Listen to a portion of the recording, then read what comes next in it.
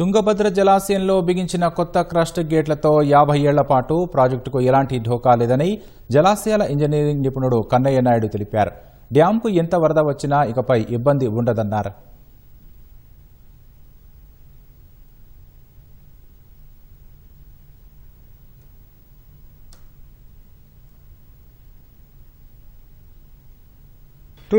వరకు తుంగభద్ర స్టాల్లో వివిధ దశల్లో పనిచేసి senior manager designs and quality కంట్రోల్గా VRS తీసుకొని వెళ్ళానమాట.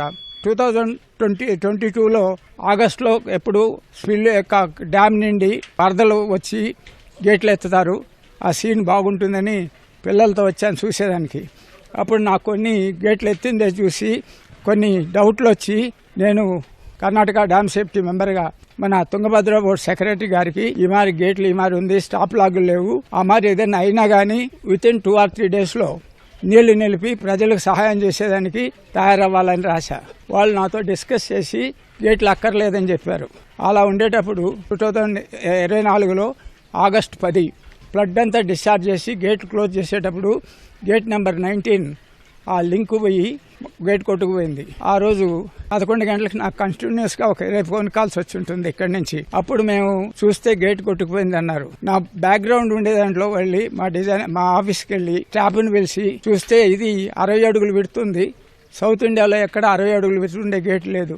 అందువల్ల అక్కడి నుంచి షిఫ్ట్ చేయలేం కాదని అప్పటికప్పుడు డిజైన్ డెవలప్ చేసి 4:30కి సెంట్రల్ వాటర్ కమిషన్కి, కర్ణాటక గవర్నమెంట్కి, తుంగభద్ర బోర్డు సెక్రటరీకి, ఆంధ్ర గవర్నమెంట్కి పంపించాను నా సలహాలు. అప్పుడే టీవీ ఓపెన్ చేస్తే నారా చంద్రబాబు నాయుడు గారు నేను డ్యామ్ వెళ్ళినట్టు అనౌన్స్ చేశారు. ఆ బ్యాక్గ్రౌండ్తోనే నేను ఇక్కడికి వచ్చి అన్ని ఆర్గనైజ్ చేసి మేము మా బ్యాక్గ్రౌండ్ ఎక్స్పీరియన్స్తో స్టాప్ లాగులంతా నిలిపాము. మా సర్వీస్తో గేట్లన్నీ మార్చాలని చెప్పాం. అప్పుడు సెంట్రల్ గవర్నమెంట్ ఎక్స్పర్ట్ టీం నేశారు, వాళ్ళు సజెస్ట్ చేశారు. కానీ మన పెద్దలు గేట్లు చూసేదానికి బాగున్నాయి, ఎందుకు రీప్లేస్ చేయాలన్నారు. అప్పుడు అల్ట్రాసానిక్ సౌండ్ టెస్టింగ్ అని మనం బాడీని స్కాన్ చేసినట్టు గేట్లని స్కాన్ చేస్తే 75% మెంబర్స్ అంతా తినేసి ఉన్నాయి. ఆ రిజల్ట్స్ వచ్చినాక గేట్లు మార్చేట్టు తీసుకున్నాం.